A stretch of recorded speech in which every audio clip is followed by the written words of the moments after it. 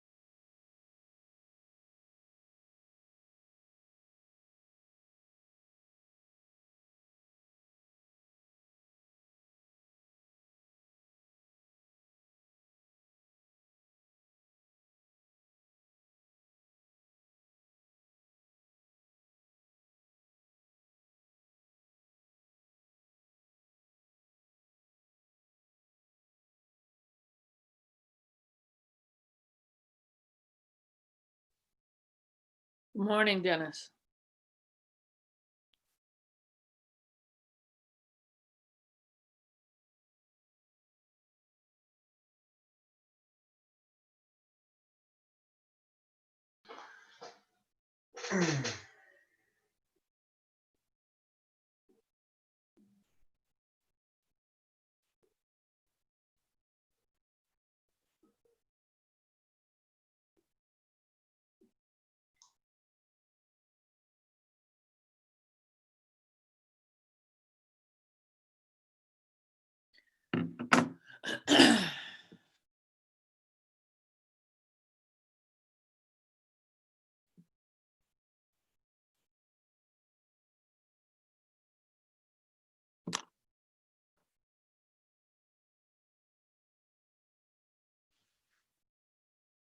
I think I need to wait for other people to show up.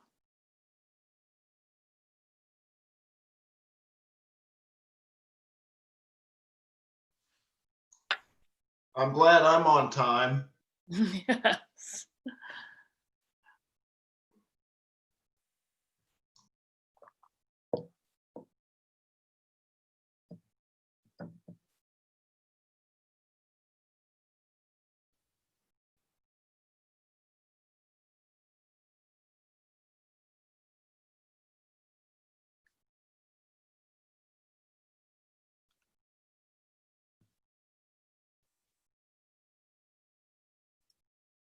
Ben, how many planning board members do we need for a quorum? Gotta have 3. Okay, The only one I've heard from, of course, is Rebecca was not gonna be able to make it today. yep. Another meeting conflict.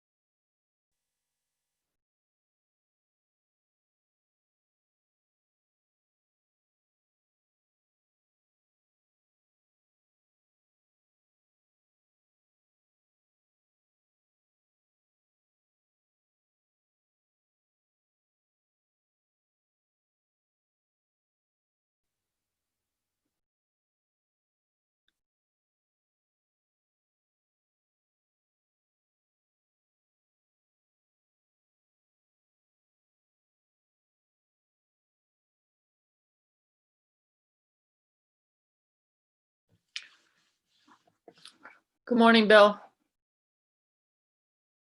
Can't hear you. Good morning, Joanne. Good morning. We need one more.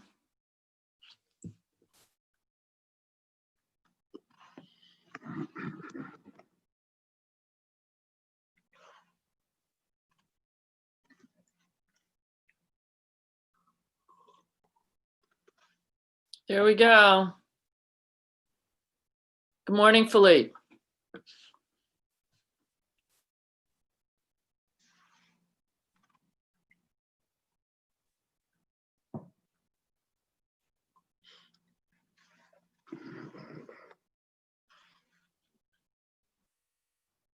Good morning, Lori.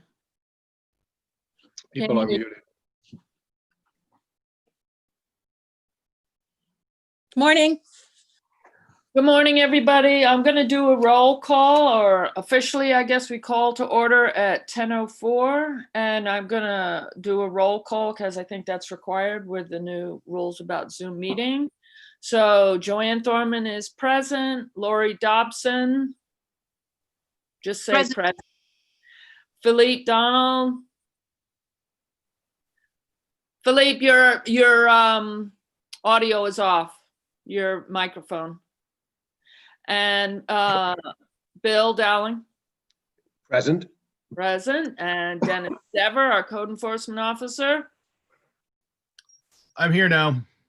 Oh, there you go. Thank you, Philippe. Dennis, you're present. I'm present and unmuted. Okay, and Ben Sumner is obviously here to guide this ship. Good morning. Good morning. Okay, so following the agenda, we call to order, and now I hope you all had a chance to take a look at the previous meeting minutes of May 15th. Any comment? Yes, Lori? under the new business where I had been, don't have it in front of me, but I just read it, so I'm remembering. It said that you had suggested that I have prepared my thoughts on proactive planning. And I would just like to amend that because I believe what I said was there were various thoughts that people had expressed and that I would coalesce and collect those thoughts that I thought had been expressed in the meeting to review with people. So it wasn't just my thoughts, it was the group's thoughts about proactive planning, because certain people did say that they thought that it would be important going forward. It wasn't my own comments about it. So I would So, just that it was to collect the thoughts that the various board members' thoughts as they were expressed in the meeting. so can you make a specific motion on a change for the minutes?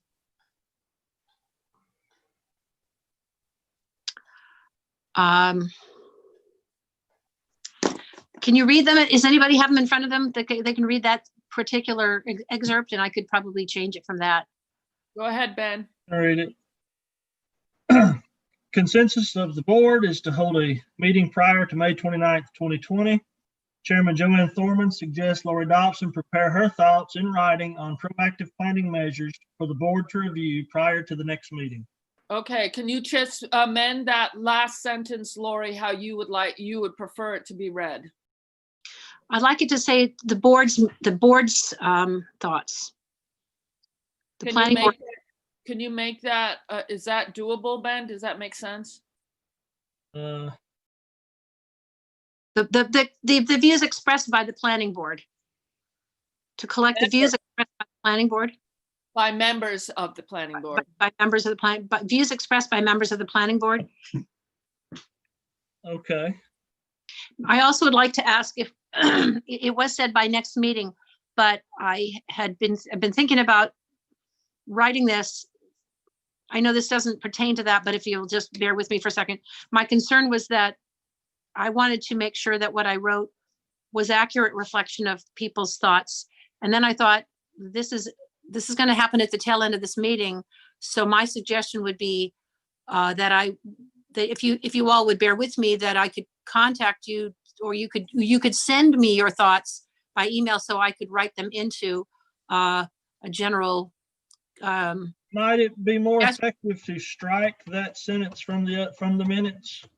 Yeah, because it would seem that way, Lori, because it doesn't seem like you feel completely prepared to do a presentation of those thoughts. I don't feel prepared to represent other people's views without having checked with them first in a draft form, or otherwise it should be more of I could bring my views to a meeting, but the understanding was that it was going to be my getting the thoughts as I recalled them in the meeting, everyone's thoughts going forward. And I felt that I didn't have confidence in expressing other people's opinions, and I didn't know how that would work. So I'm open to suggestion, but I think that is an accurate expression.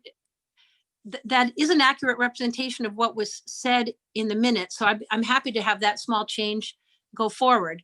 But when it comes up under new business, I'm just going to ask if there can be a way that I can collect people's views for a presentation for that, but I don't have that in time for today. Sounds good to me. So Ben, can we, she's making a motion, I believe, to change that sentence to say views. Sorry, can you read the sentence as amended? Views expressed by members. By some members. Right. Ben, can you read that sentence, and that will be a motion, and then we can move forward. All right. Chairman Joanne Thorman suggests Lori Dobson prepare a document in writing on the views expressed by some members. Sounds good. Are you Of the okay? plan- Are of the you planning. okay- Of the planning board. Are you okay with that amended sentence, Lori? Yes. Okay, But in terms of when you would ask for this meeting, and I just, now that I have it accurately expressed and I wanted to give you my feedback about what I feel prepared to do, I'll bring that up under new business on how we can proceed on that. okay, but that would be, we could do that under other business. We're just fixing the minutes. So, Exactly. That's right. okay, so that's a motion, and I would second it. All those in favor of her adjustment? Bill, Aye. Philippe, Aye. Lori, Aye. Joanne Thorman says aye. Okay, now I make a motion, and we can have more discussion if anyone else has other comments. Make a motion that the minutes be accepted as written. Lori? So moved. I'm sorry? So moved. Okay, seconded. Bill? I'll second. Bill seconds. Lori moves. Joanne votes yes. Bill? Yes. Philippe? Yes. Lori? Yes. Okay, good. Okay, now, the next item on the agenda, shoreland zoning ordinance updates. I would ask Dennis, can you lead the ship on this one? Because I'm trying to figure that one out. Yeah, I think there's one update to the ordinance itself. You got my email, I think yesterday or the day before, and then that was actually sent out like a month before that. Last year, the state made a new law amendment to the Mandatory Shoreland Zoning Act, which is what powers our shoreland zoning ordinance, requiring before and after pictures of a construction site and the shoreland vegetation. So I did up a recommended change. I think it's section 16C. Hold on.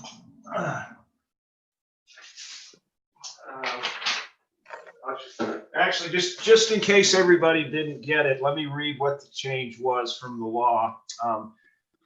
Photographic record required. A municipal ordinance adopted pursuant to this article must require an applicant for a permit for development within the shoreland zone to provide to the municipal permitting authority pre-construction photographs and no later than 20 days after the completion of the development, post-construction photographs of the shoreline vegetation and development site.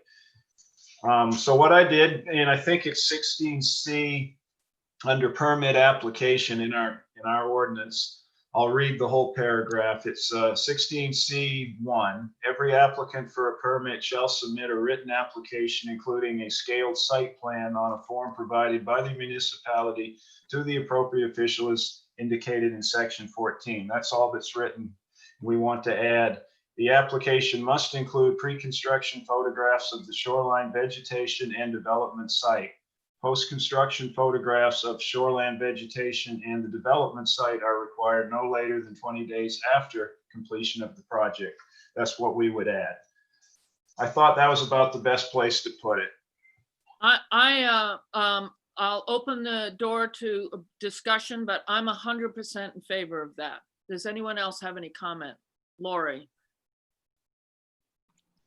You're muted, Lori. Sorry about that. I would add, if for your guys' consideration, previous planning boards that I've been on have also included inventory of plants that are native, or, you know, just a general list of the types of plants that were found on site, so that any the ability of that is to, you know, when they say that they'll plant with similar plants, if they go off the native plant, you know, palette, that they that we have a list of original plants and can compare that to the end planting to make sure that it's within the same kind of value and type of plant, you know, so that it'll survive. You know, that has to be a similar kind of a thing. So that's what a photograph would help with that. But I think a planned inventory itself, since it's, you know, sometimes hard to see the numbers unless you're over it, it might be, in addition, it might be valuable if you think that, Dennis, that we could add something like that in. I don't know if we can. Dennis? Yeah, there is a section existing in the ordinance about vegetation in general and what can be about basically what Lori said, not as detailed. I think to add that would be, one, I don't know if we can, because I think we'd have to make another change to the ordinance to strengthen it to say we can do that. And this is talking every application now. say someone wants to add front steps to an existing deck or something simple like that. We're not going to ask them to. I can't see asking them to give us an inventory of all their plants and stuff. I think that's already covered pretty well under vegetation section in the ordinance. I can I also, sorry. Sorry, Okay. I just want to see if Philippe or Bill has any comment on this subject matter. This is Bill. I agree that with Dennis, that level of detail is going to be hard to achieve on every project. And I suggest that as a board, we make sure that we're aware of the vegetation as shown on the newly required photographs, and go from there and match them with the finished project required photographs. Philippe? I'm not sure what to think about it yet. I think there might be something in scale.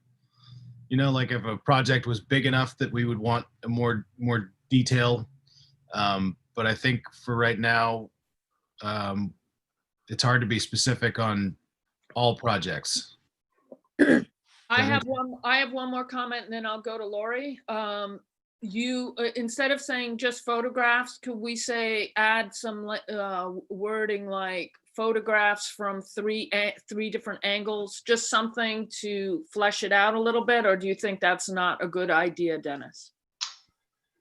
And my belief's always been the simpler, the better. When you start detailing, not that it's a bad thing, and we can always ask for that, whether it's written or not. I can get a set of photographs and say, I need you to show me something else. I mean, I can always do that. Okay. I hate to amplify things to it because it gets restrictive when you do it in one way or another. We can do whatever we want as far as photographs anyway. I mean, if we have a project, it's a big project in a sensitive area, we're gonna ask for this sort of thing anyway. And it's probably my biggest challenge is getting out on, especially Sutton's Island, keeping track of this stuff. Also, Okay. the DEP has always required these before and after photographs for any permit they issue. And we're going to have those as part of their application and permit before we consider it. So I think it's covered. That's Okay. all. So, Lori, I'll get to you in a second. So what I'd like to do is I'd like to move, I'd like to second, and then I'd like to get to Lori's comment, and then we can either vote up or against or add another motion. Are you okay with that? Me or Lori? Well, sorry, I should have been more specific. I'd like to move that the change to add photographs as written by Dennis be accepted. Do I hear a second? Second. Bill seconds. And Lori, your comment, please. Well, I'm arguing against your motion at this point, but I would just say Dennis's comment about keeping it as simple as possible. I think the simple, it's simple towards whom? I mean, I'm not really worried about the simplicity factor when someone wants to make a radical change. And I'm only proposing this for, large scale changes. Like I agree with Dennis that, small things and infinite detail doesn't make a big difference. But I did like what you said, Joanne. I don't think it'd be that hard for people to get more of a three-dimensional photograph, like one from each angle or each side seemed to make infinite sense to me, because you're looking at a plane. You're not looking over it to see the number of plants or the kind of plants. It's hard to see from a photograph anyway. So we're already making it easy for people by just clicking a phone and sending it off versus doing a drawing that shows where things are put. But if we're concerned about making sure that a planting will revegetate successfully in an adverse location, especially on coastline, for example, I think it's important that we try to address ourselves to plans that will succeed. The planting plans are important for the stabilization of the soil, and that's a big deal on an island. So I don't think it's a small thing that I'm suggesting this. I wish I could make a friendly amendment to suggest that the photograph at least be 3-sided photographs, like Joanne had suggested. I think that's minimal. I think that's fair. And it's not hard. I believe Dennis countered what I was saying by when an application was put in front of us, if we're not satisfied with the photographs presented, or he isn't, we could follow up by asking for more. So I thought that was a satisfactory answer, and it moves us forward any way you look at it as far as fleshing out someone's shoreland application. And it may add redundancy anyway, because the DEP application already asks for an outline of plantings and their identification. And I would also ask Lori, if you wanted to add a fourth component to this section that asks for a plant list, I think you should bring that up at a future meeting, but in the interest of time, I think we have to move forward on this piece. And then if you would like to flesh out that application procedure to add a plant list, which is certainly a good idea, then go ahead. One comment, and then I'll be happy to let it go. Dennis, the only reason I'm asking for it up front is so that we don't have the appearance of being arbitrary or capricious and asking one person versus another, that if we had it as a general recommendation, then you wouldn't have to go back to specific individuals saying, can you give me more? They might consider that, you know, unfavorable practice. That's all. I just want to have our expectations up front. So a fourth component is something I would like to address going forward. If you guys want to do it just the way it is now. Otherwise, I would like to just say that we should at least ask for, to amend what we're saying now is, you know, various sided photograph, because like you say, if there's a plant list in there required by DEP, that's great.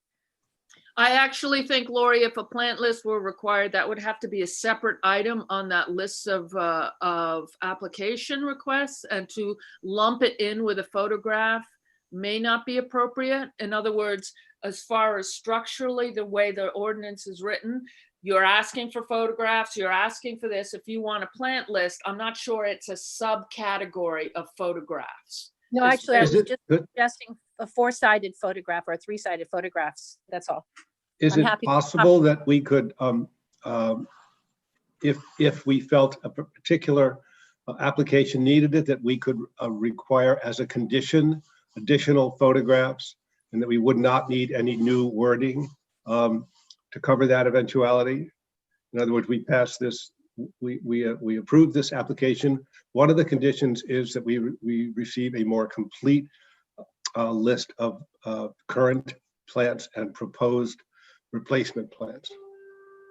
Or another suggestion might be to add to Dennis's wording something along the lines of additional photographs may be requested.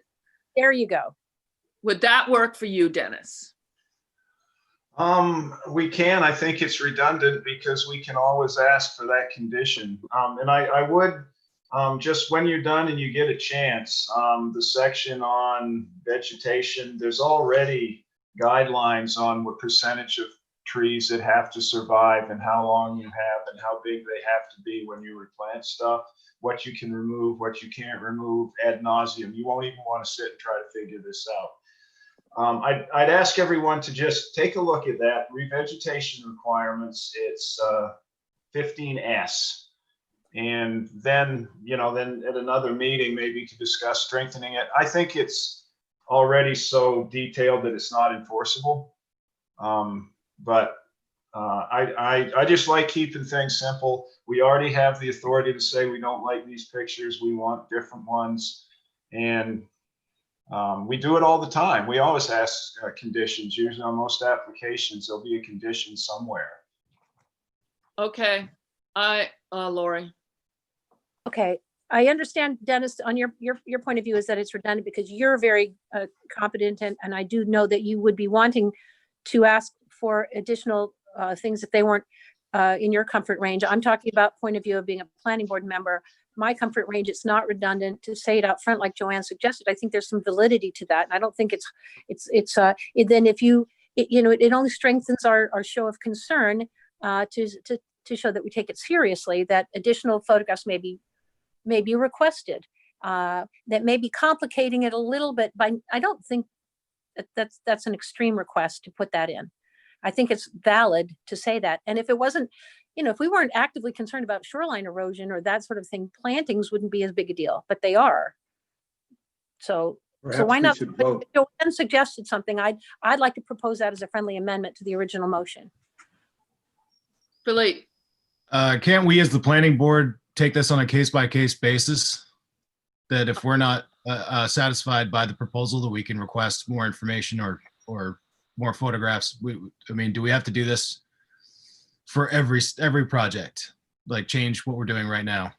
I think Dennis wants this added so that applications are more fleshed out when they arrive at his desk and therefore arrive with photographs. So I agree with you completely. He has told us we can all ask for more pictures if we're not satisfied.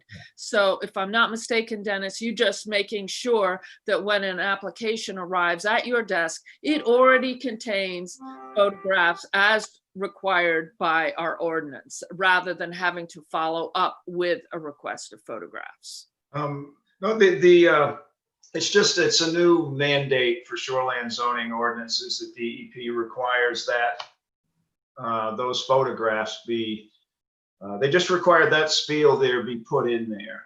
I think the important part is the after photographs, which gives us follow-up, which is important. So for the purposes of our 90 minutes today, we can amend this later on, but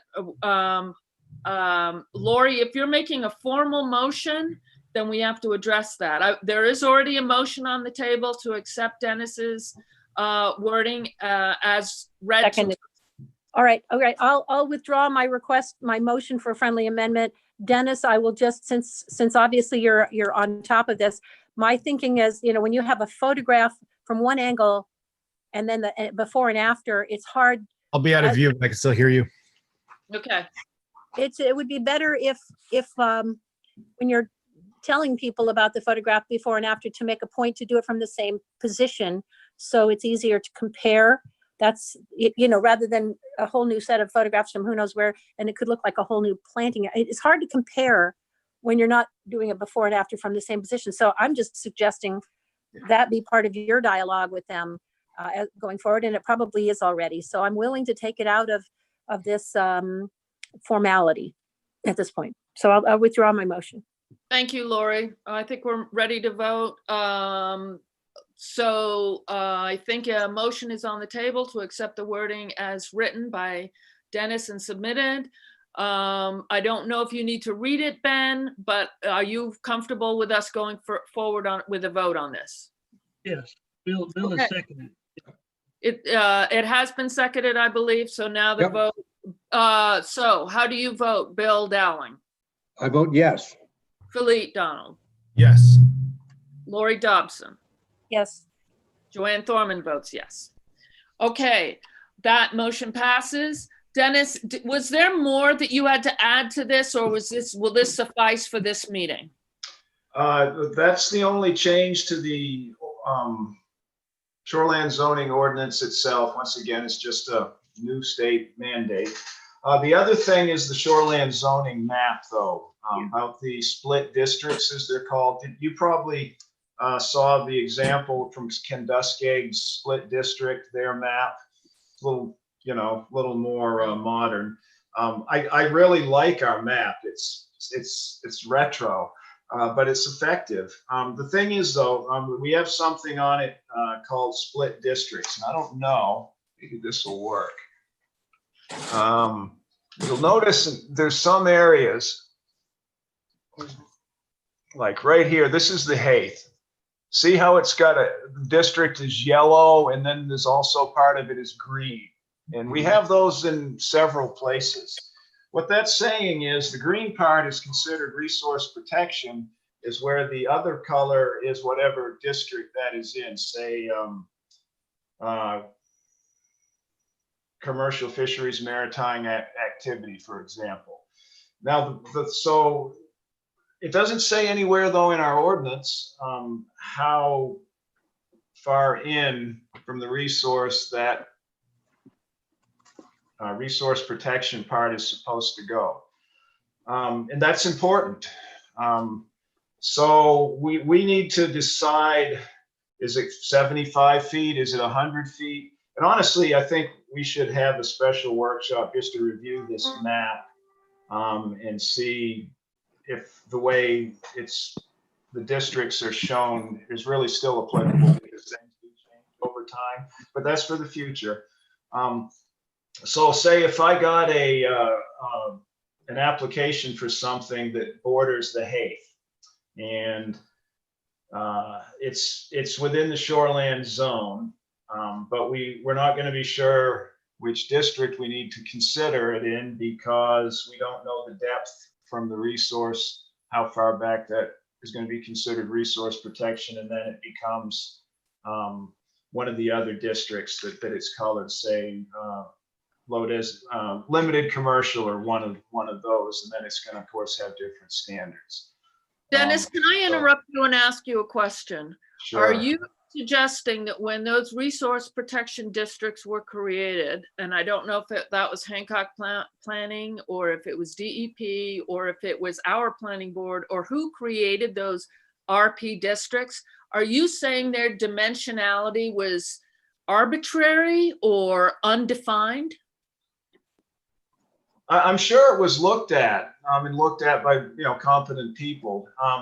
I guess I would have to ask maybe Bill, do you, looking back, know the process? What it looks to me like was, and then what I found when I first took over as CEO, that there wasn't a very good understanding of the shoreland zoning in general. So I think Hancock County Planning Commission, who did the map, and they've done a good job with a lot of stuff. I think they were just hired to do this for us, but I don't know if the town really knew what they were doing. We've learned, I think we collectively have learned a lot since then. So that, Bill, do you have any history on that? My sense is that the town was pretty passive in its acceptance of the new guidelines as they came from the state. We really have never, in my memory, have had a serious meeting to discuss the parameters and perhaps any changes or additions to the state requirement. It's probably a good that we are entering into this at this point.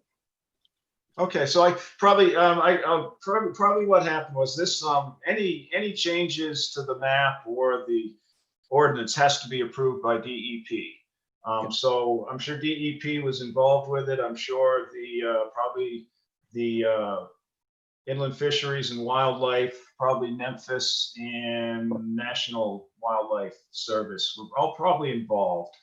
And I think the way it was done, it's pretty much on. Some places I might question if it's still the right district. I'm not saying it. I think competent people did this. I'm just not sure. I guess we don't. Well, that doesn't matter. What matters is we just need to define for now the depth of that resource protection layer. And I'm just looking at scale here. The scale isn't very good on this because it's hand drawn and all that. But it looks to me like it's probably a 75-foot setback, maybe 100. It looks like it's about a third of the district when you look at them. But I think we need to recommend what we want it to be. Then what I would do is the same with this other change, is I get a hold of the DEP's Assistant Shoreland Zoning Coordinator, make sure this works for them. So when it goes before the town meeting to be approved, we know district or DEP is going to accept it. So that's how that works. But I think we need to have a recommendation. And actually,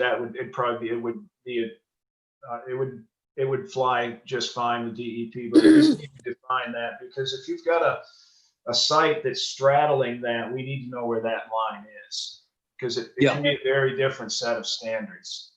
We had this come up during our walkthrough at the wards when they were made an initial application for a subdivision permit. And one section of that subdivision did indeed straddle just those two areas. So had they continued that application, as they still may eventually, we would need to refine all that and make sure that we knew what we were asking. Dennis, I have one question, then I'll get to you, Lori. Is it possible that all those dimensionality and those exactitudes were determined, but it's just the map that we have, that we're using, is insufficient in demonstrating that? And so I would ask, and maybe you already have, that you reach out to the DEP and the Planning Commission and say, we have this map in front of us. It's a good map, but it doesn't identify exactitudes as far as dimensions. And was that, and do we already have those on record? And could you produce a better map, or can you at least guide us as to whether, when this map was created, if it was designed to be a 75-foot deep strip, or if some other parameters were used to create the map that we now use? So I would ask that, have you already reached out, Dennis, and spoken to them to determine? Yes, I spoke to, it's actually the person that I go through to, I talk with while we're making changes first to make sure it's going to be okay with them before we pass it, and then go and they officially review it. And that's actually where I got the Kenduskeag example from. But they're not aware of it. And talking to Hancock County Planning Commission, the person that did this has been gone for a while. And I don't think anyone's going to remember this. I can check again with DEP. Maybe there's a standard. To my recollection, there's not a standard. It's you can really, it's up to it should be up to the town. We don't want to ask them what they think we should have. We should tell them what we want. So that's what I would do, is try to come to a consensus what we think the depth of that setback should be. And then I'll talk to, her name's Dawn Hurd, and see how that flies with them. But I think in talking with her, it's been a while. It was last December or something like that. It's really, I don't think there's a set standard. I think maybe there's a minimum. No, it's not even that, because it's a split thing.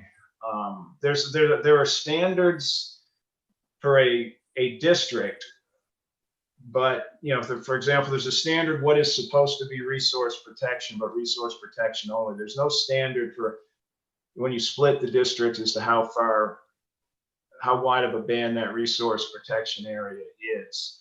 So what I would ask, and it's always best to, when you go to talk to someone about getting something approved, is have a recommendation, know what you want. Now that might not fly, in which case but we'd find out what we can have. But I think if we make a decision, say you want it 75 feet, you want it 100 feet, maybe you want to turn that whole stretch into resource protection. But we should go to them with a recommendation, and then we'll put that in the ordinance too. But we have to know what it is first. Okay, Lori? I think if you took our island, took all the wetlands, took the Haith, took the coastline, consideration for the fact that we have a longer tide than maybe some areas that have the 75-foot, so we have more ingress with water. Somebody could make the argument that our whole island could be on Great Cranberry could be under resource protection, and possibly Islesford too. And I don't know whether other islands have considered putting their entire island under resource protection. I don't think it's outlandish to consider, because we could ask for something that we want.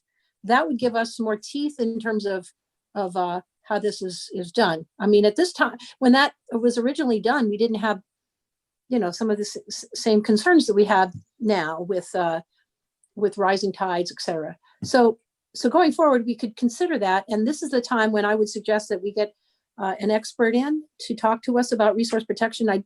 We did that once in another planning board, and the Department of Environmental Protection, DEP, brought in their own experts on habitat and resource protection.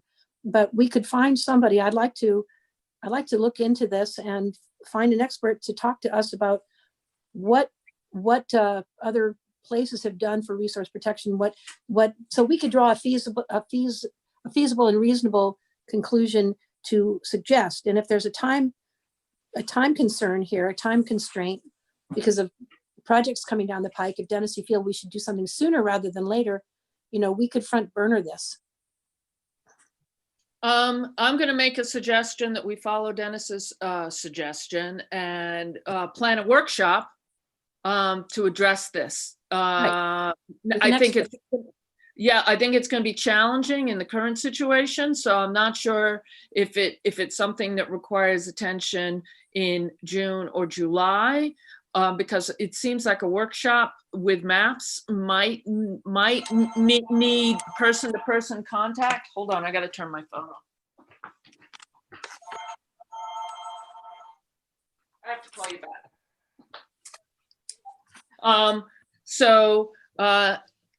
Is everyone okay with that? That we plan a workshop in the not too distant future, but perhaps within the parameters of COVID and what we're allowed to do and what we're not allowed to do. Comment, Bill. Bill, can't hear you. I think it is at the risk of kicking the ball down the road. I think we should make a specific plan to meet and have a workshop with maps. Also, I think that Dennis, could you tell me if any changes that we make to our shoreline zone need to go before the town? Do we need to put proposed changes to the shoreline zone in front of the town for a town meeting vote? Yes, basically the way that works is the planning board will make a recommendation for the change. Mm-hmm. There will be a public hearing. We've done that a couple times, and then it would have to go to town meeting if it's urgent, which the picture one really isn't. You could have a special town meeting. We did that for one change to the ordinance, I remember. Otherwise, it would just be the annual town meeting. But yes, we have to have a public hearing, and then it has to be voted on by the townspeople. But just real quick, back to the map, and that includes the map too. And it also has to be approved by DEP. So it's basically planning board makes a recommendation. Dennis talks to DEP. They say, yes, we'll be okay with that. Public hearing, then it goes to vote. The problem is if we get an application tomorrow that's in one of these split districts, I have to know what district it's in. So I would recommend, just for now, we determine a setback on for what's there, and then this is an ongoing thing. Most planning boards meet at least once a month, and they're always looking at this stuff. It's always evolving. But for right now, I think we just have to we have to know where one district ends and the other starts. Otherwise, we're going to have problems. So far, it hasn't been a problem, but it could be. Lauren. One area that it could be a problem is that the Haith is owned by one party on the island, and there's development on the coastline, and those areas are going to be intersecting going forward. I expect, because I saw it on the maps, and you can imagine going forward, we're going to have some concerns as properties dwindle, and we should have a proactive planning. So could this be considered as part of our workshopping on what we were already talking about, proactive planning, and including resource protection? But in the meantime, I would like to like Dennis was saying, moving the ball forward by going with something we propose, going to the DEP. Could we at least have a stopgap measure now And since Dennis did provide a parameter 75 to 100, couldn't we start with 100-foot setback and ask for them to confirm that and give a go-ahead for our maps to be adjusted? And if they feel that's excessive for any reason, they could feed back to you. But in the meantime, I'd like to motion that we ask them about 100-foot setback. Before we, I think we need to have a careful discuss, doesn't it? workshop. It needs to I believe that we need to have a targeted workshop, look with attention and looking at our maps to make sure that 100-foot setback is called for, is wise, and makes any sense. And I think it might be short-sighted to go before send something to the DEP that without vetting it thoroughly ourselves. So I agree with Joanne that we need to schedule, unpleasant as it is, some additional workshops or an additional workshop based solely on the notion of changing our setbacks. Or adding setbacks, because from what I understand from Dennis, he's a little unclear as to where one zone ends and another zone begins, and how far. I assume when you say setbacks, you mean setback from resource protection zone into another zone. So I think it's going to be problematic having a workshop, but I do think it's going to be the kind of thing we're going to have maps in front of us. And I'm a little uncomfortable making any suggestions because I know nothing. I don't have the maps in front of me. And so if I were to, vote in favor of a setback, it would be an arbitrary vote, and I'm a little uncomfortable with that. Dennis, I'm not sure where this leaves you. Are you uncomfortable with the present situation as it stands now? I wouldn't say I'm uncomfortable. We're just going to look foolish when we get an application and we don't know what district it's in, because we couldn't come up with we have a map, but part of this. Further explain here. Shoreland zone. Okay, the shoreland zone is the area that is 250 feet landward from the high tide mark. We're just talking ocean, and high tide mark could be the high level of the Hayth and freshwater too. Okay. Okay, so how far back into that 250 feet is the resource protection zone going before it becomes limited commercial for the rest of the 250 feet? This is where the guy wants to put his house 100 feet. He would say someone wants to build a house 100 feet inland from the beginning of the high tide mark in the shoreland zone, which is perfectly fine probably in most districts, but it may not be if it's in resource protection. Is he in resource protection? We don't know, because we don't know how far inland that band goes. Okay. I hope that's the best I can explain it. No, basically you're saying that orange strip we all see on our maps everywhere, you have no idea how deep that orange strip is. No. Okay. Do you folks have your map in front of you? Can you get it? Yep. Or for example, here's Islesford. Here's the big marsh head on Islesford. See well, that's not a split district. This is a split district. Right here where my finger is. Yeah. That is, see how it's yellow? It starts out green near the resource, and then it turns yellow for the rest of it. Okay. Yeah. That's the shoreland zone, that yellow and green band. It starts at the high water mark of that marsh, and it goes inland 250 feet. That is the shoreland zone. That 250-foot in band along the coast is the shoreland zone. Now, the beginning of that band is green. That means it's resource protection. But how far in from the high water mark do we go before resource protection ends and it just becomes a limited residential is yellow, which there's quite a difference between the standards in those districts, but we don't know where one ends and the other starts. Maybe that was the best I've been able to explain it. Yes, and Sounds again, good. I completely makes sense to me, but again, I thought that's what I was saying, because if you have that yellow zone, which encompasses the whole thing, and then you have an overlay of the green zone that sets on top of the yellow zone and supersedes the yellow zone because it's more restrictive, I assume. Am I right in the way I'm describing it so far? Because that green resource protection strip falls in the shoreland yellow strip. It just overlays it because it has a higher Well, level. really, actually, no, they're two separate strips. They each has a different standard. Oh, I mean, well, so they share some standards, but if you go to the standards, the standards in the shoreland zoning ordinance where it explains the standards for each district, and there's resource protection is always going to be the strictest, and it's going to be more restrictive than the rest of the shoreland zone in that band. But we don't know where it ends.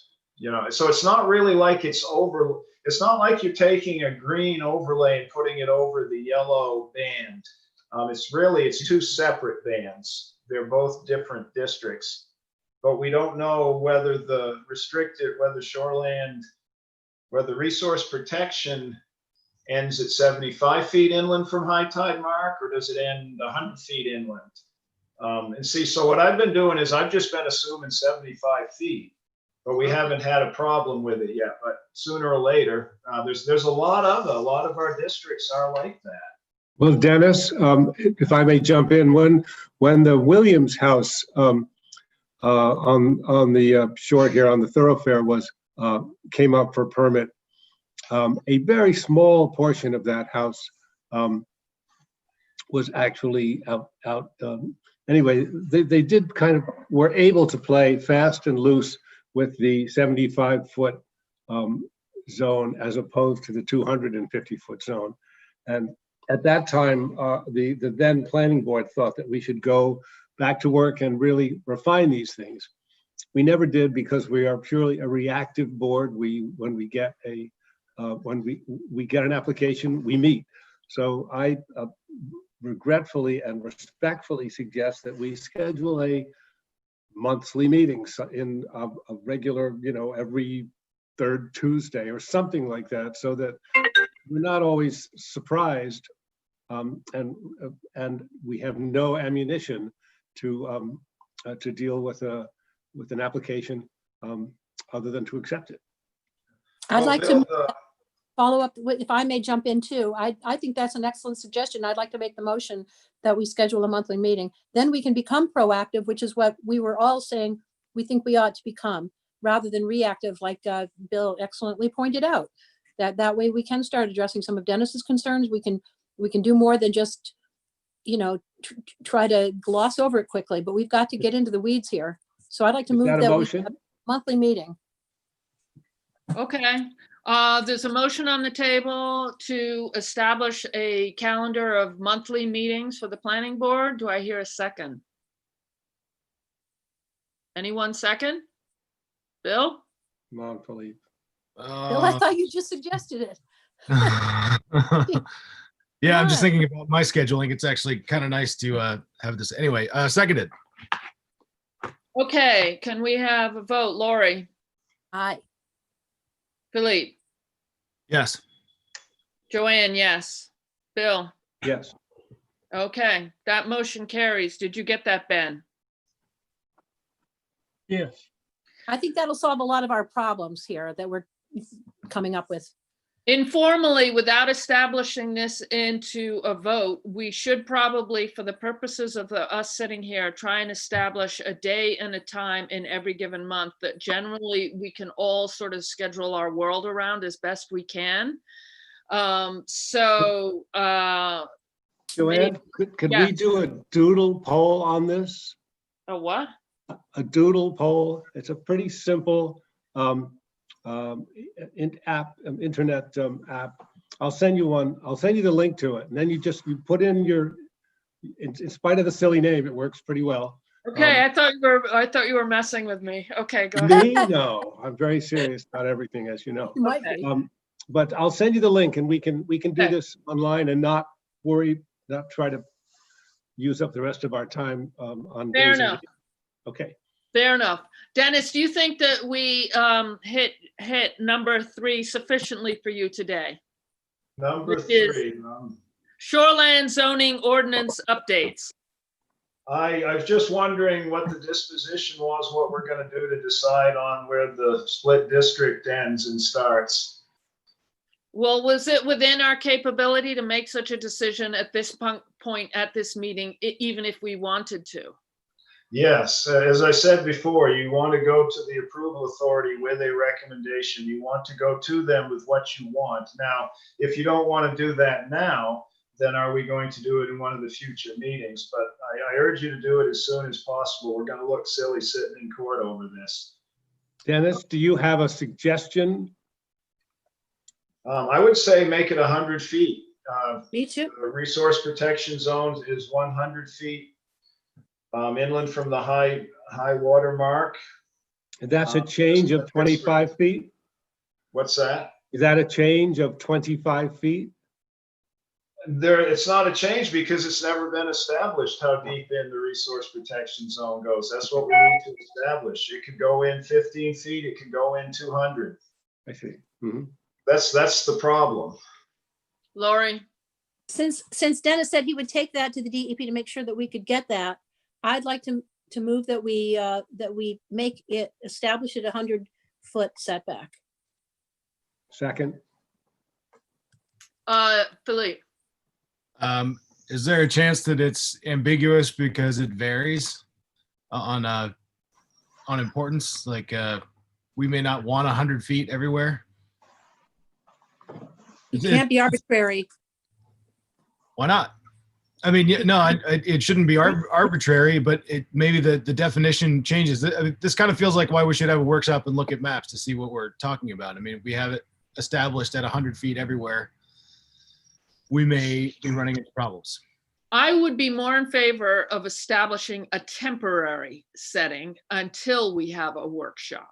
And that might meet your needs, Dennis, to establish a temporary parameter for you to work with, but also not put it into a level of permanence until we've had workshops and gone through the work we need to do.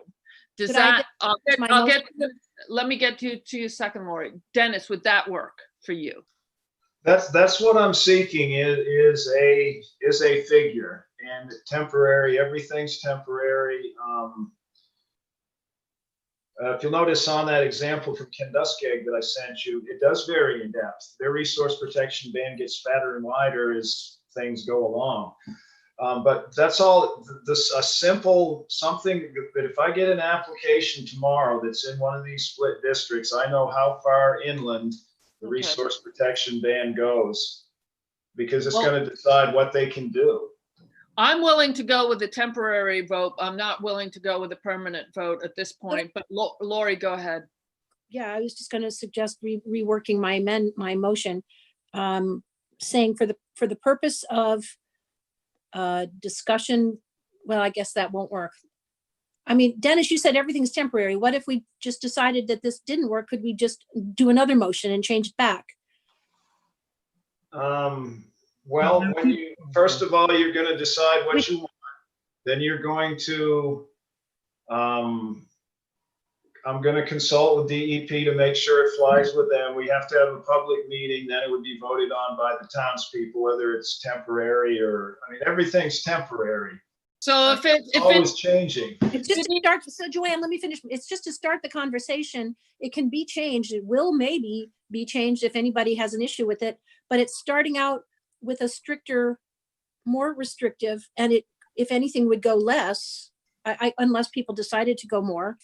But it's putting a pin down on the map, and Dennis suggested 100, and I like that idea as well. Starting with that, going to the DEP, it'll get modified if there's objection. But why not start 100? That's my motion anyway. So I'd like to let's vote on that. If people don't like it, they can vote it down. I think we need to hear. Can we continue discussion? Yes, okay, so Lori's made a motion to set 100 feet. It was seconded. Bill seconds, and now it's discussion. I think we need to hear from Ben. I think you had something you needed to say in there. Yeah, I think basically what you'll be doing, I know in the ordinance, the stream protection zone, which is defined in the ordinance, but we don't have any of that area specifically designated in the town. But it has a 75-foot setback, and it's written in specifically.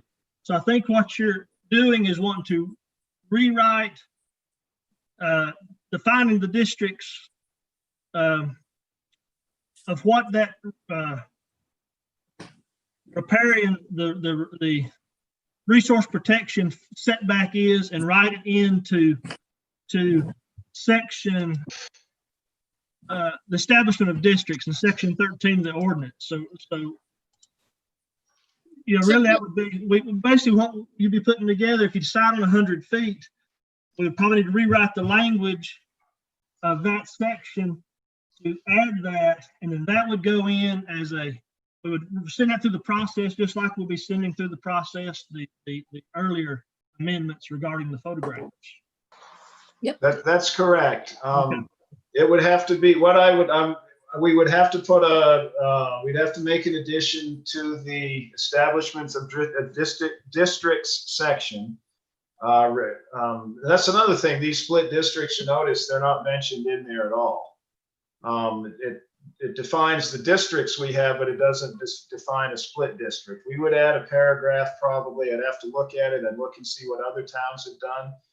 But we would add a paragraph about the split districts and just, if we're going to go with one setback for all, that's what we'll put. But we might want to do it different. But for right now, this is what we would have to do, is we would, if you're saying there's a motion on the table to make this setback 100 feet. If we recommend that be done, then what I would do is call DEP, check with them, make sure it's going to fly. Then I would write up a little addition to the ordinance, just like we did with the picture thing. And I would present that to you at a future meeting to get your approval or change it however you wanted to do. Then when that's done, if there is a change, I go back to DEP. Is this okay? Yes, this will fly. We have our public hearing, and then it's voted on by the townspeople, and then it goes to DEP for the ultimate approval. So Dennis, given that we can't really in the foreseeable future have public meetings or town meetings, will this ordinance have any teeth once it's been approved by the DEP and is awaiting a town, a public meeting and a public hearing and a town meeting? Do we have any, will the fact that it's in the works have any teeth? It won't be effective until it's voted on by the town people, and then finally, it's not effective until DEP says it's approved. So all the previous changes we've made to the ordinance, that's the process we've gone through. So yeah. I don't know what there's, obviously we can't keep everything on hold forever. I think there'll be, I can check with DEP and see how they're looking at the ability to have public meetings or not. But it won't, to answer your question, I guess, is no change we make to the ordinance is going to be effective and have teeth until the townspeople vote on it, and then it's approved by DEP finally. Okay.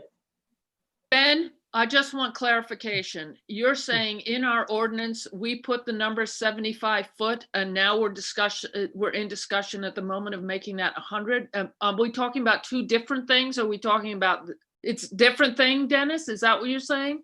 Yes, Ben's talking about stream protection district, and basically where you have what's defined as a stream, you have to stay, you can't, there's a 75-foot setback from the stream, and that's detailed. I think what Ben was saying was that could be used as an example for how we want to do the split district. I- We I- do, by the way, have one tiny little stream district. Ben, is that what Yes. was Dennis right when what you were reading that Yes, was? that's correct. Yes. Okay, so he's giving us an example of the language. Okay, Lori. Just about streams, it does have to be a year-round stream, not one that, so I mean, we're talking about a considerable stream, which generally is contiguous with a shoreland, with a wetland scenario anyway, so, I I don't think you're gonna have a problem with, a lot of things being created into shoreland. I think you're just applying we're just starting with a number for Dennis to work with and get the process going. It isn't gonna be what we end up with necessarily.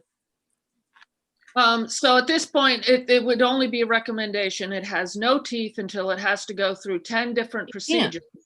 Right. So, is there any real point in us doing anything today? Yeah, getting it started, Right. getting the If, process, help Dennis, give him something to work with. once again, it's not defined. That we know of. Could it be defined in another document that we don't have in front of us? I suppose it's possible. It would be old. Whatever's in our ordinance is what's basically for our concern. If it's not in our ordinance, it doesn't exist. If someone drew a map and went so far as to print it, they must have had some sort of dimensionality. They can't have just sort of scribbled with a crayon onto a map, guessing. There had to have been something somewhere. Or do you disagree, Dennis? Oh, I agree. There probably was a number. We don't know what it was. And going back, I can't find anything. Talking with the DEP, when we come to them with a plan or a recommendation, we can get started. I feel funny putting out a number when I'm so ill-equipped with information. It makes me feel uncomfortable. I have the right to abstain, so I may use that right because I don't feel informed at all to vote on something. But Lori, go ahead. And then we need to move on, folks, because we have the reason for this meeting primarily is our moratorium. Go ahead, Lori.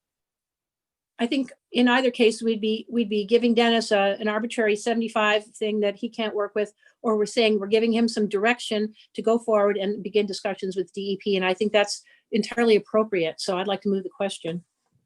Okay, so she's asked to move the question. Ben, can you read the motion that's on the table, please? I have it as Lori Dobson moves to we'll move to amend our ordinance appropriately to have a 100-foot setback in any resource protection zone where any split district is. Is that what In any split district. And so setback means distance from the high tide mark, not distance from the edge of the green zone. In other words, it's a specific measurement of 100 feet from the high tide mark in any area that's designated as resource protection. Is that correct? I didn't specify split district. I just said resource protection. Well, so. everything that is green is in split district. Okay, I have to make another clarification. Okay. We're not talking about resource protection zones in general, a zone or district that is just resource protection, the whole 250-foot swath in from the high water. We're talking where that 250-foot swath is part resource protection, the other part is another district. Okay, then I would suggest what Ben said stands as the motion. And Lori asked to move the question, so I think we need to move the question. Was it seconded, Ben? I believe Bill did. Correct. Bill. Okay. Okay, how do you vote, Lori? Aye. Philippe, how do you vote? Yes. Bill, how do you vote? Yes. Joanne Thorman abstains. Okay, could I, Ben, could you say how this is going to be written? We should probably say high tide mark or upland edge of the wetland is the starting point. Yeah, the high tide mark, right? Yeah, high tide mark or upland edge of a wetland. Okay. And it may be, will you put the language together like you normally do, like you did with the previous one? Yes, yeah, I just want to make sure that's what it's going to say is it's going to say something to the effect of this section on split districts, new paragraph, subparagraph. Split district, the resource protection area of a split district will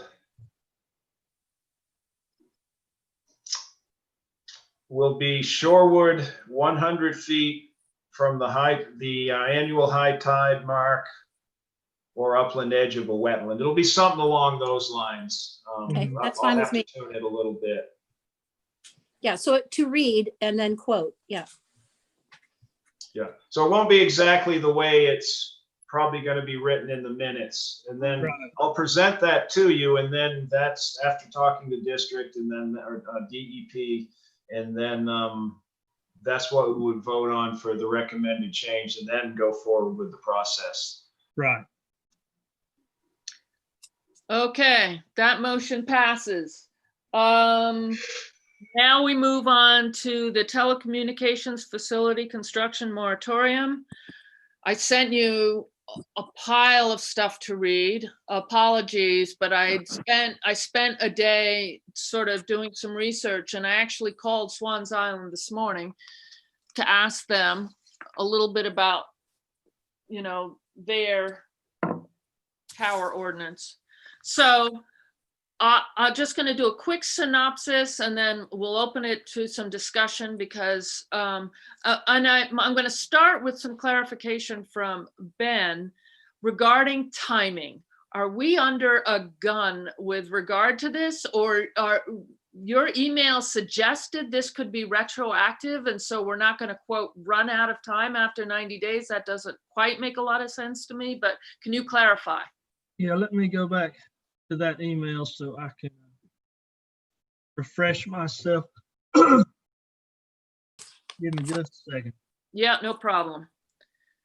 In the meantime, while he's looking for that, I reread my own email, and I hope you were able to look at the material. I do know there was a lot there. There was an Islander article about a tower in Northeast Harbor that had disintegrated as far as its appearance and its camouflage. And they were able to, the town was able to go to the owners and say, look, you got to fix this. And they were, it sounded like in the article, they were bending over backwards to make sure that they did adhere, and we're going back to make it look like the tree it was supposed to look like. So it seemed to me that their tower ordinance had some teeth, or either that or they were more interested in public relations. In the article that I read through the Tilson broadband study, which was useful only insofar as it gave a little bit of outline of the infrastructure that was in various towers. Quite a few towns had these things called TDS towers. Swans Island TDS tower actually serves 2 or 3 other islands. And in my phone call with them today, they said they had an AT&T tower that was actually in the center of the island, and that they really didn't have any trouble with their tower ordinance, but they have a tower in existence. And I'm not sure if they're not having trouble has to do with the fact that they haven't had any applications come before them. Yes. So basically in the Tilson study, it talked about, in the very end, the future that US Cellular was seeking to expand its cell coverage by reaching out to rural areas. And so it's very possible that that inspired any inquiries headed our way, and perhaps it's US Cellular, perhaps, who knows? So moving on, I did find an old article that talked about the legality of being able to allow or not allow cell towers, and the fact that or not fact, but it seemed to discuss that you can't just flat out say, sorry, no cell towers. And, you know, I'm open to, that's just information as a novice that I could find. So basically 4 tower ordinances or subsections of their land use ordinance stood out. And Northeast Harbor was clearly one. They made it a subsection called wireless communications facilities, and it's long. Owl's Head has one that they wrote in 2009, and they called theirs the Tower Ordinance. Swans Island did one in 1995 that's literally a page long, and it says very succinctly, not in the shoreland zone, not within a quarter mile of any house, and not over 100 feet. But they do no specs, and, you know, I'm not sure, and I would ask for it. We'll get to discussing this, but I'm not sure that Swans Island, their ordinance would really have teeth, in the sense that if there's someone actually presented to them, not over 100 feet, would that pass with the FCC? Can you just say nothing over 100 feet? And just so you know, I called Jim Fortune. Our tower is 100 feet, the one that's in the gravel pit. Most of the ordinances I saw talked about 125 feet or 100 feet. Mount Desert. And some of them talked about being able to, there was a lot of discussion of co-locating, meaning if you were to construct a tower, some of the ordinances talked about being able to co-locate. In other words, other people pile on, and that would reduce the number of towers. And so they had written that kind of language into their ordinance. So I don't quite know where to start other than those 4 townships. The important parameters seem to be definitions, defining what do you mean by towers. Co-location, which I just talked about a little bit, which is adding pieces, other companies adding onto the same one rather than multiple towers. Setbacks from any towers.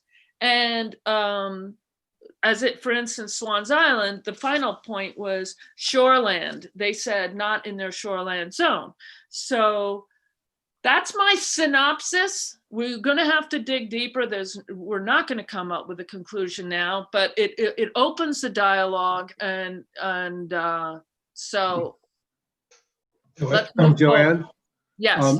Having researched this pretty thoroughly with Barbara in years past, and having reviewed the ones that you sent, the most recent and most complete is the Owl's Head ordinance, that from 2000, I believe, from 2009. That's the most up to date.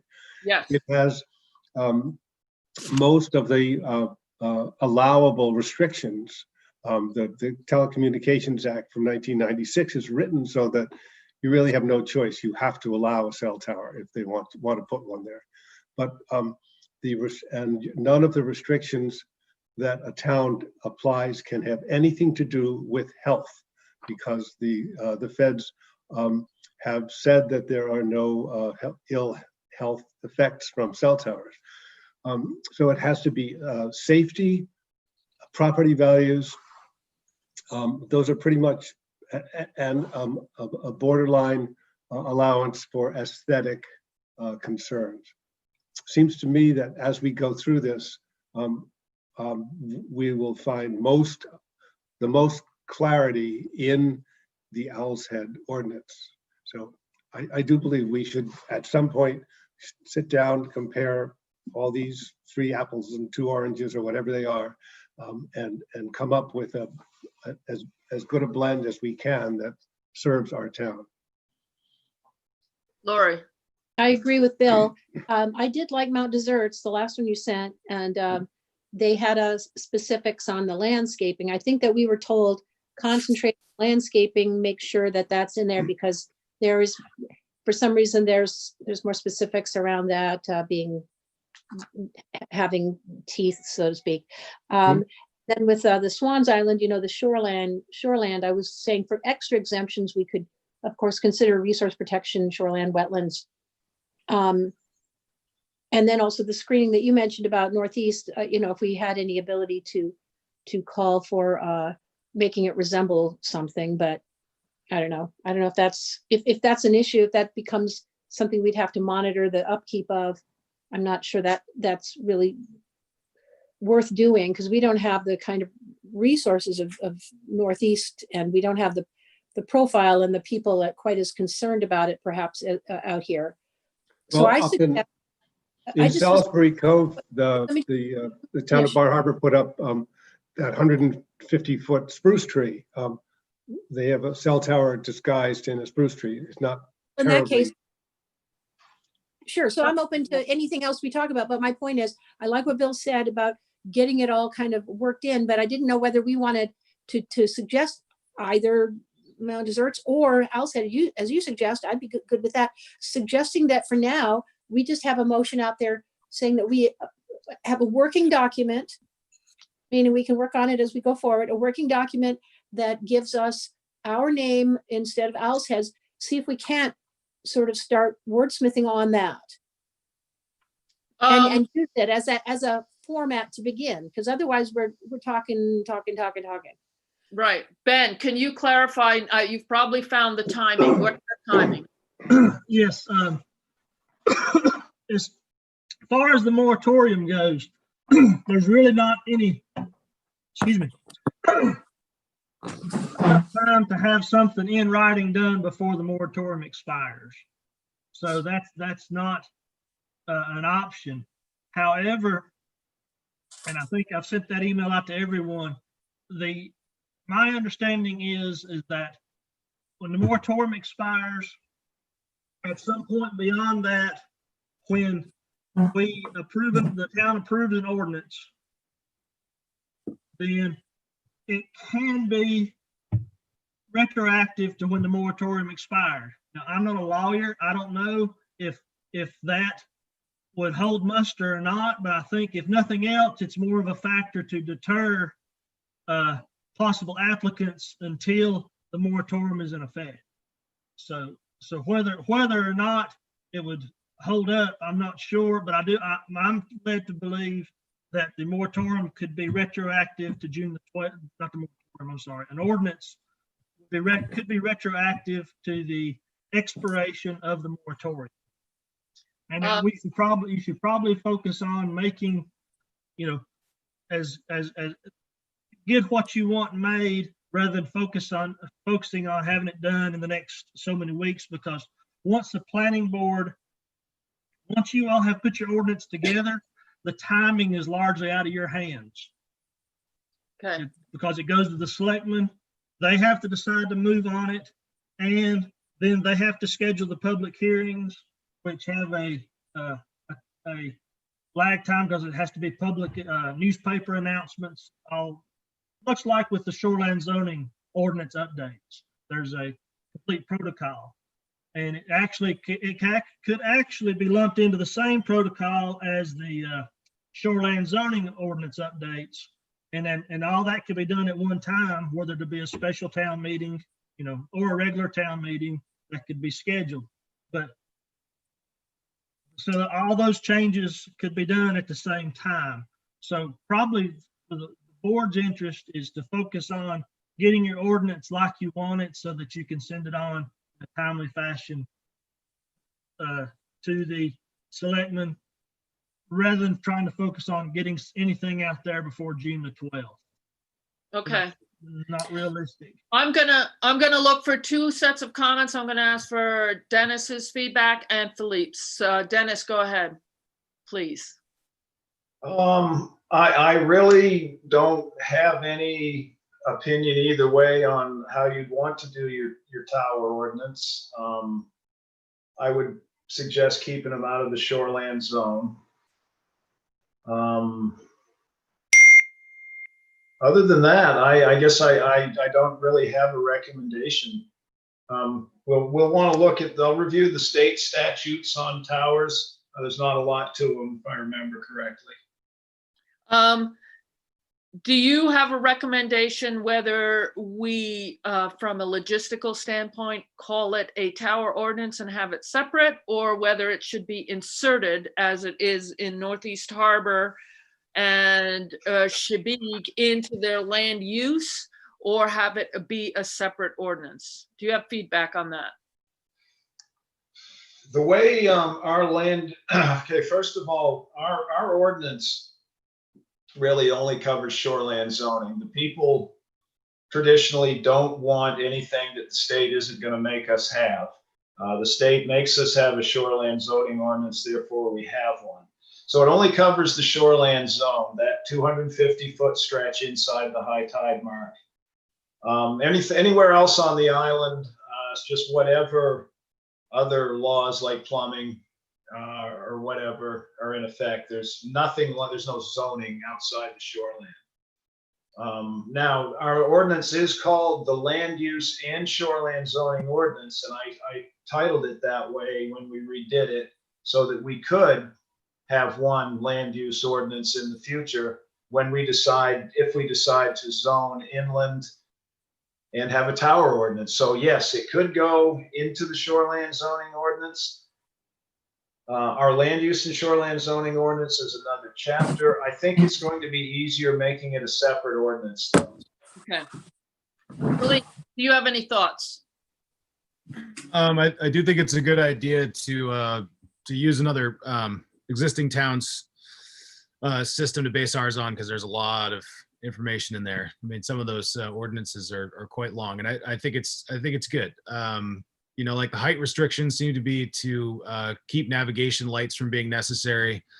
You know, things like that. The details of what do they call it? Co-location. Co-location. Yeah, you know, things like that.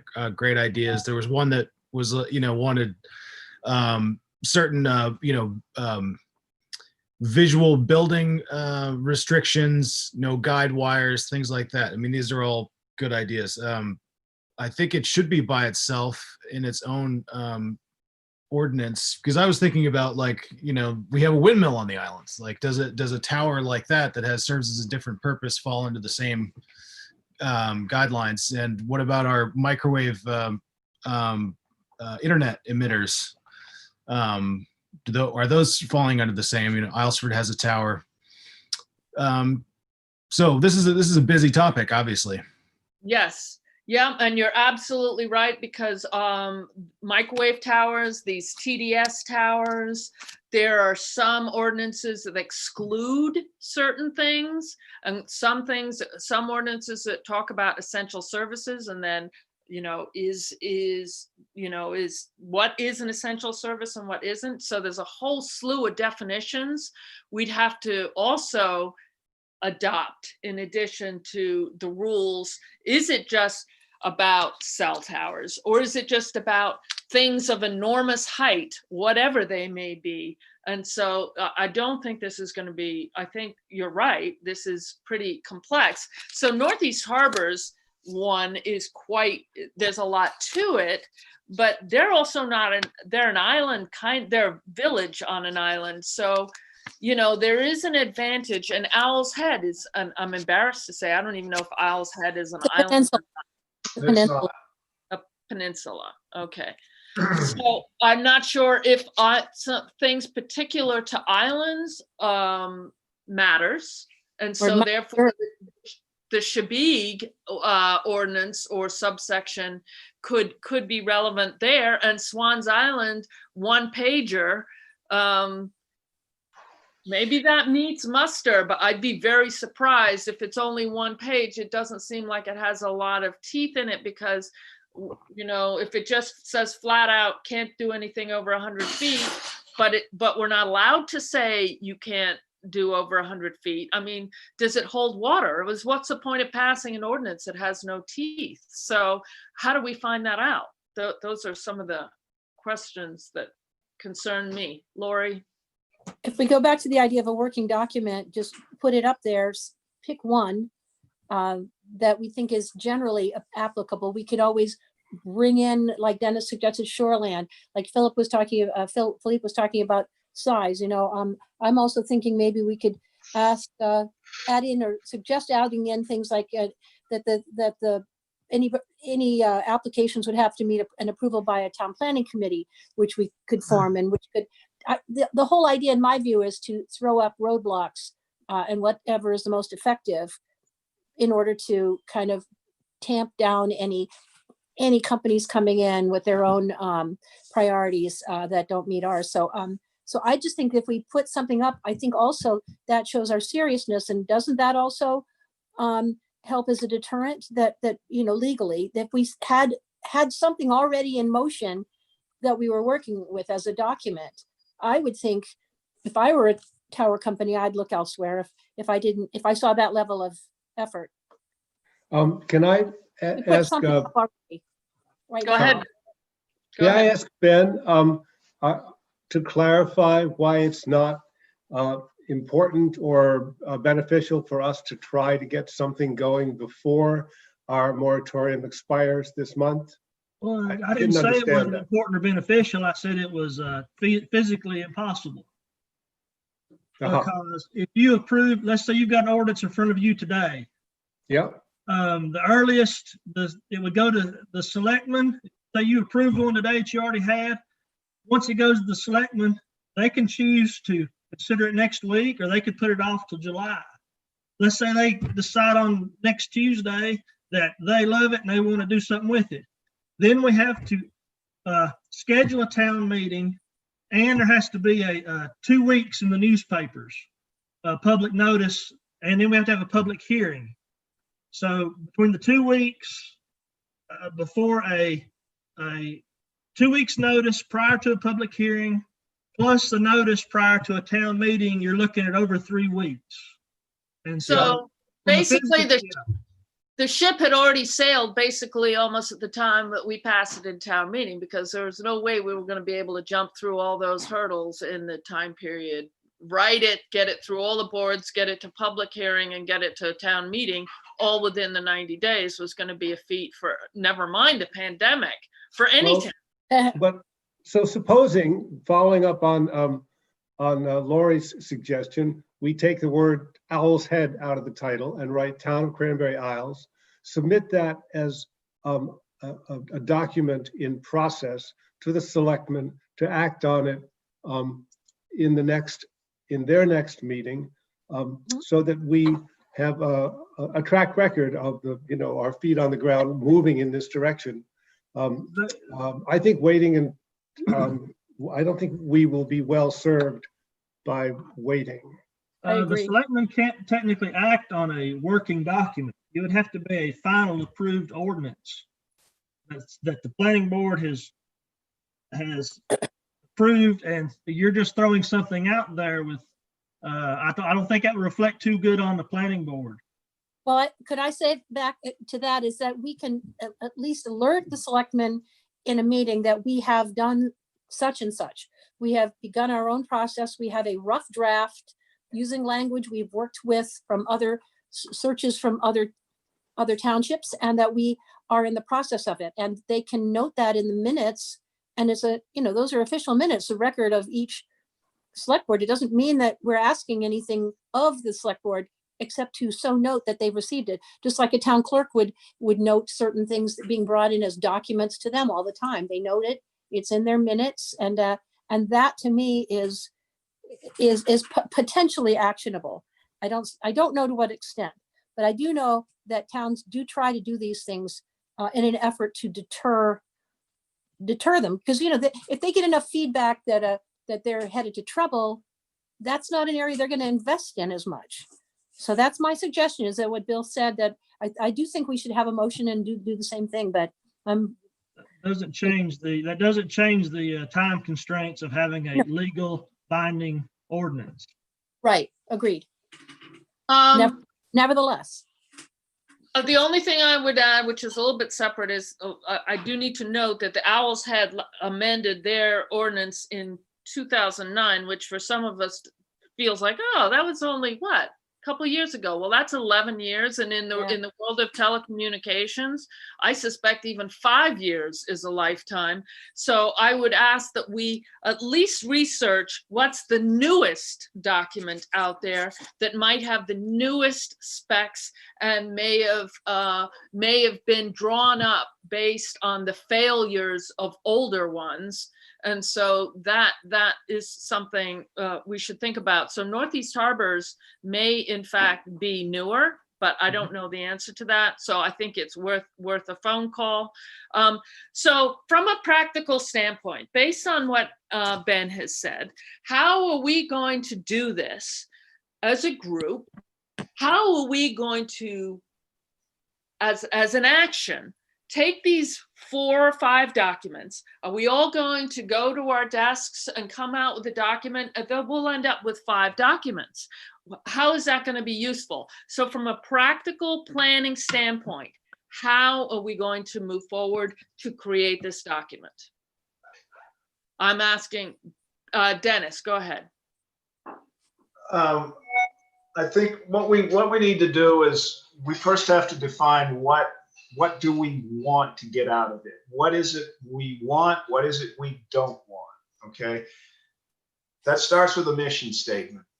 I would recommend you come up with a mission statement that is just going to define not the document yet, but the process to get there. Okay. The simple 1 or 2 sentences, you put it on your folder for the meeting. Every time you look at that folder, it reminds you this is what we decided we want to do. That helps keep you focused. Okay. Then when you start getting kind of, as you see how things diverge as you go along in all different directions, you've got to pull that back in and stay with your mission statement. It sounds kind of hokey, but really a mission statement is a good thing. So formulate what you want and what you don't want in a mission statement, and then stick with it. Look at your ordinances that are out there for examples. Look at the state statutes.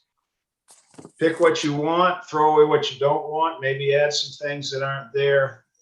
And that way it's yours. It applies to you. You're not just, I agree that yes, it's not going to hurt right now to take something like Owl's Head, give it a quick scan, make sure, yes, we can live with this for now, get it out there. And then in a year, you can, once again, you get the time, you can work on it and you'll see things that maybe aren't perfect with it. You can change it. But before you do anything, you've got to define in the simplest terms possible what you want, what you don't want, and when you want it. And take it from there. It'll go a lot easier. That's the best thing I can say as to how to move forward with that, or anything really. Lori. I agree with Dennis. I think a mission statement is always very advisable because it keeps you on track. But in terms of getting to a mission statement, we all have to kind of come up with our core values about this, and it can be very simple. And for me, the mission statement, what I just would like to make as a statement about it, I'll just offer mine, and then we could all maybe go around.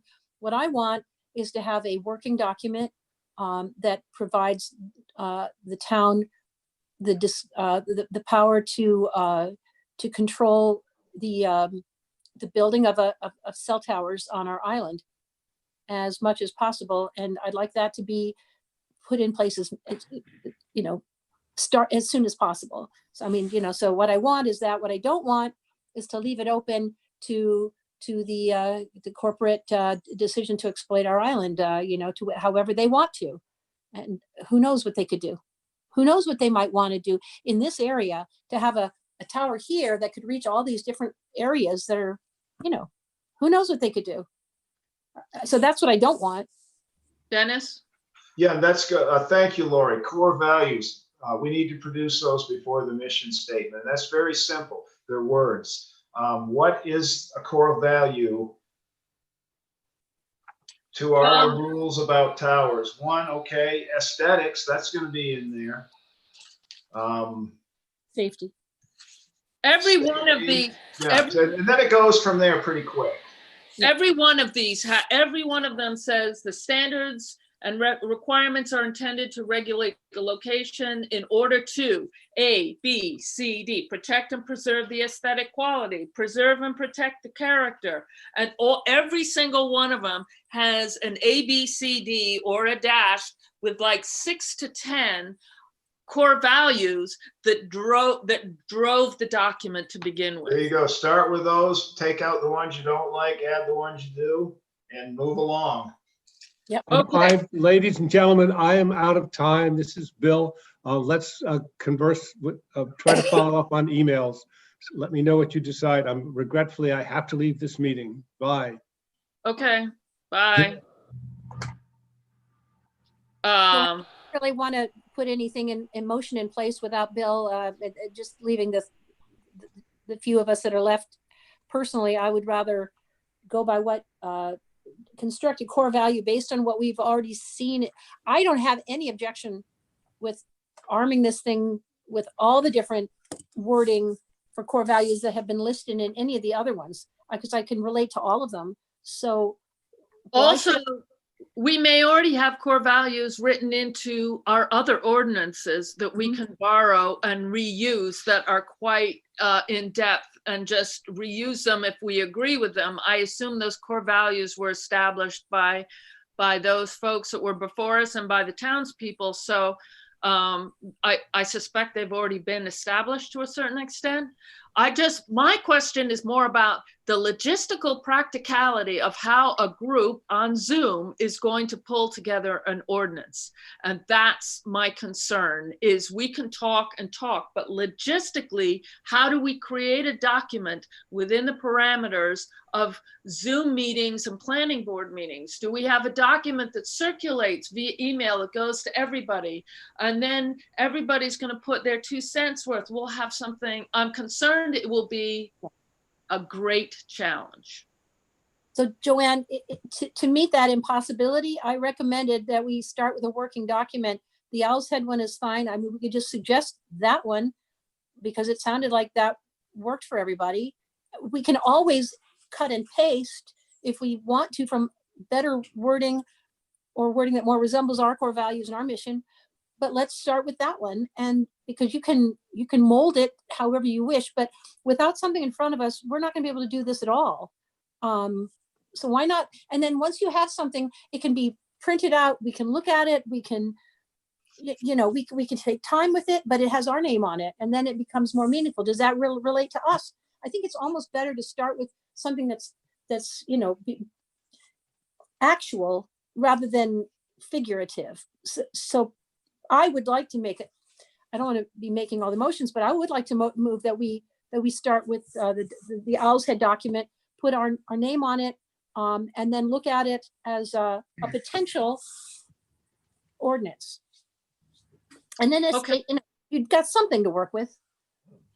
You mean as a foundation document? Yeah, that's all it would be. It would obviously be changed to fit our own needs.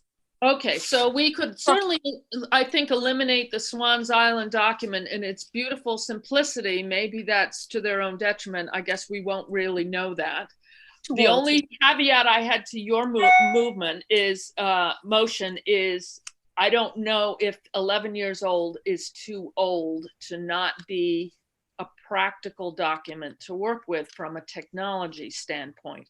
I don't know if there are pieces missing that us or I'll speak for myself, a novice with regard to technology would not know that we've missed. And so that's why I kind of wanted to see whether Northeast Harbors was written recently and was written as a reaction to towers they already had put in, and therefore they investigated pieces they didn't think to investigate before they were put in.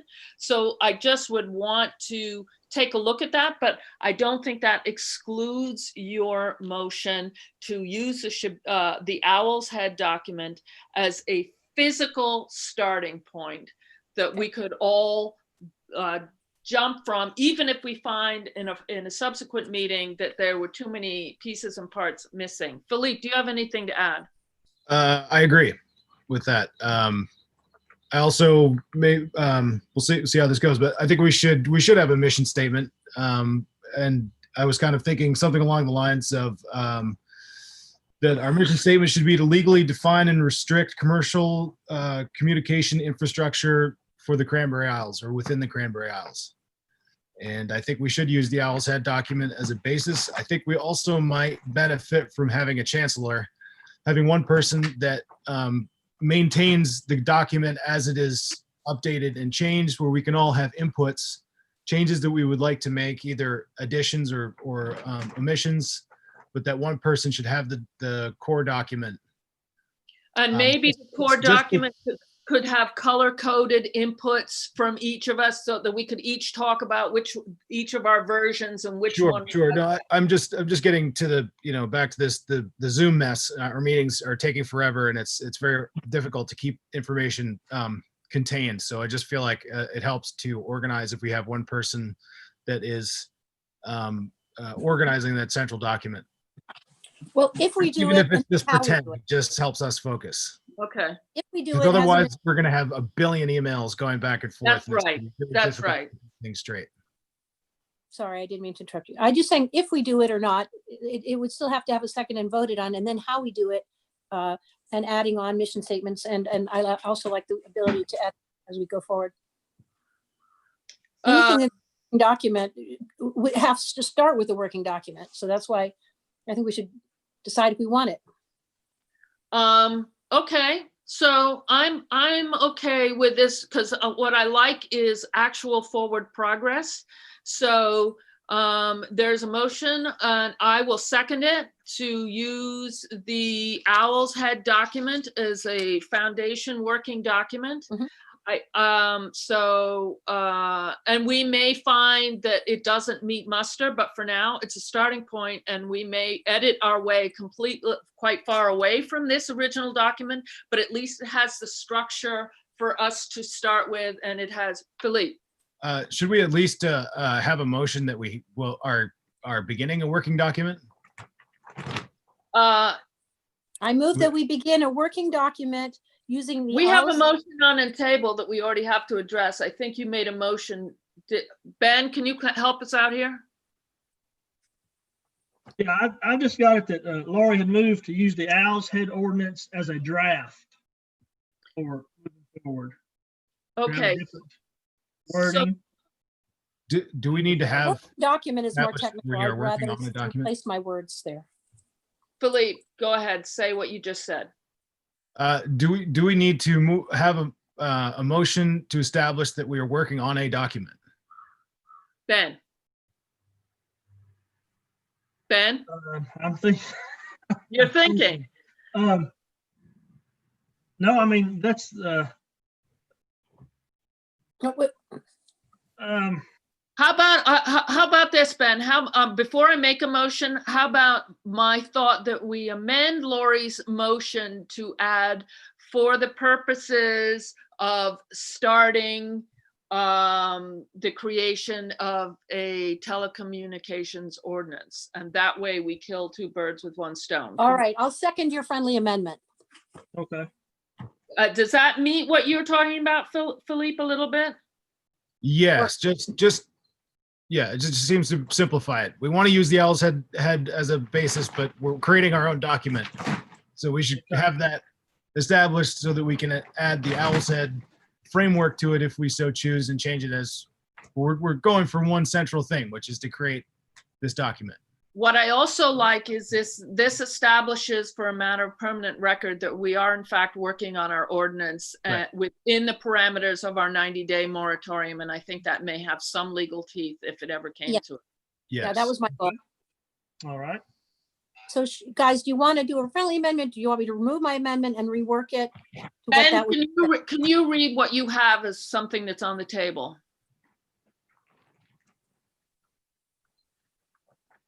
Yeah. All right, or moves to use the Owl's Head.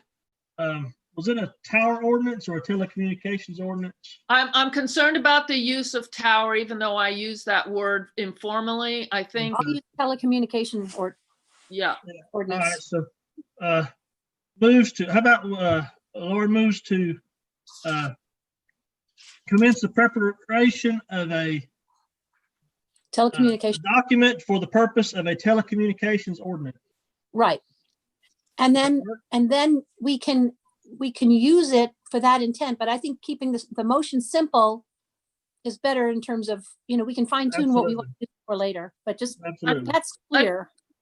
I think you might need to add the word telecommunications facility, because I don't think we can regulate telecommunications. Facility, Infrastructure. yeah. Yep. Telecommunications facility ordinance. All right. Okay, so that is a motion on the table. Has it been seconded? I'll second as amended. All right. Okay, and a vote. Lori Dobson. Yes. Aye. Philippe. Yeah. Joanne, yes. Okay, so now we have a working document to start with. I'm going to ask you, Lori, and you, Philippe, if either one of you want to be the keeper of the central document and incorporate all. I think this is going to be something. This needs to be done by somebody who's pretty good with Word and injecting and highlighting and that sort of thing, and also incorporating all comments. It's going to be a cumbersome document, but at least it would be in one place in an organized way that is usable and functional. Are either one of you in favor? I mean, we could reach out and ask somebody else to do that, but I thought I would reach out and ask if either one of you would like to do that. I would really not like to do that because my season is starting to get busy. Yeah. I'd be happy to. Okay, so that would mean, Lori, that when emails come and go, they would have to come and go to everyone. We can't have private meetings and private discussions. So every comment that comes through from anyone would have to be replied all, even though it's going to be a little bit busy in your email. So that will be your greatest challenge, is to extract everything that you need to extract. And I will send out an organizational email that you can amend to let people know that we are seeking feedback using the Owl's Head document as a foundation. Sounds good. So would I, or could I ask Ben to, or is this up to me to take that document and to replace Owl's Head with Cranberry Isles? That would be up to you. It's our working document. It's not an official All right, document. then I'll take that on. That's fine. But Ben, I made the presumption of answering that. So Wow. Philippe, you had a comment. Actually, it was just along those same lines. I think I figured it out, but just trying to grasp at what point, as long as this is a working document, we don't have to officially do anything. Like the planning board wouldn't vote on anything until we decide that We vote on it. Right. So we wouldn't do anything until that point, and then afterwards we would have to vote on any changes that would to the document. So Absolutely. I think the planning board as a group would have to vote on a final document after we have worked through the working document as a group. And that includes like we are using the Owl's Head as a basis document. We wouldn't have to vote on anything to include other information because it's just an open document, correct? That's my feeling, because this is a little bit like a workshop is what we're doing. We're workshopping to get a final copy that we all agree on and would vote on, or that we would all vote on. The only thing I'd like to ask is if we're in a meeting and I'm contributing to the meeting, I'd rather any comments that are specific to be added to the working document either be sent to me or included in the minutes. And it'd be better if they were physically. See, I think if we're all going to be brainstorming and talking, it's better if we have Ben, who's there in a recording capacity, to write down the specific idea that was brought forward as a replacement in something. That way I can go by the minutes to make that change in the meeting itself. Otherwise, outside of the meeting, I could put in parentheses or italics with people's initials after it, suggestions that we could entertain in the meeting. I think that when we have our next meeting on this, which I want to have within 2 weeks, we would have a pretty solid written working document that you would have and distribute with color coding for various, assign a color to everybody so that we all can recognize our own input. And then that when we have our meeting, we can go item by item and everyone's thoughts are there on the paper. We can, you know, nuance wording and just work fair. Quickly doesn't seem to be something we seem to be able to do, but maybe as quick as feasibly possible by having a lot of work done prior to the meeting. Sounds good. And then Joanne, on another topic, just to finish up with the proactive planning, I think we solved it in this meeting that if we're going to be meeting once a month, that my concern about putting a document or ideas forward from all of us about proactive planning, I think we can address it in our forthcoming meeting coming forward. I think it'd be better if we were working with live comments, talking about in a direct specific, rather than me trying to remember what people said last meeting. A suggestion has come forward. Thank you, Caitlin, for using a Google Doc, which is a live document that we can insert and a working copy. Are you familiar with that enough to be able to do something like that? Oh, good, because I'm not. So that may be an avenue that we can go, and that way we can sort of, you have a live document that we're all sort of working with. Your job will be to oversee it and clean it up if it gets messy and that sort of thing. Correct. So I feel like we're in a good place. I will send out a follow-up email to the rest of the board. Wait, the rest of the board, Becca's not here and Bill is not here, letting them know where we're at and what the plan is going forward. As for other business, I kind of had a lot to talk about regarding a comprehensive plan. I think that people have probably exhausted themselves a little bit. So maybe I think we have stuff we need to talk about with regarding a comprehensive plan, which is, and now we're under other business, Ben. The comprehensive plan, real quickly, and we're not going to go into this now because we've already been here almost 2 hours. So I'm going to give a 1-minute thing. Was written in 2010. It's a 105-page document. Its authors were Malcolm Donald, Bruce Comison, Barbara Stainton, and Dan Leaf, Erica Merrill, Lise Pratt, Steve Philbrook, and Cindy Thomas, with help from the Island Institute and Emily Axelrod. I did some research on comprehensive plans. They're intended to be a document that lasts approximately 5 to 10 years. There is occasional grant funding out there for municipalities. And I did go on to one site, and I have it down here, that talks about who has a current municipal plan that makes them eligible. We missed the deadline for the 2020 municipal grant. And I don't even know if comprehensive plans fall under this, but it was an April 1st deadline. And then one of their appendices was a list of towns that had current comprehensive plans, and we were still listed on that, but I wonder if that listing that makes us eligible for those grants would expire at the end of 2020, because then our document is 11 years old and not 10. So I don't know how that works.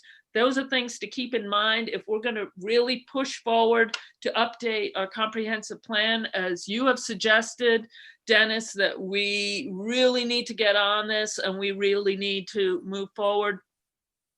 So that's my spiel. And so that's a little bit of a heads up of what we're going to be looking at in the not too distant future, because I think as far as getting help money-wise for comprehensive plans, which with map making and consultation will cost money. So that's my spiel. Dennis, do you have anything quickly to add before we conclude this meeting? No, just I think you've made great headway for just one meeting. Just the fact that I think now you can call yourself proactive rather than just a reactive board. And yeah, no kidding. And the only question I would have at this point with the telecommunications facility ordinance, I believe that's what you're calling it now.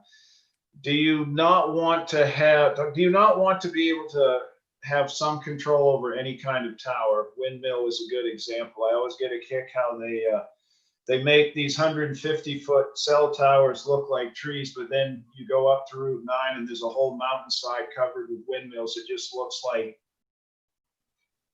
Yeah, that's Anyway. a very, that's a So very so I valid. think, go ahead. Yeah.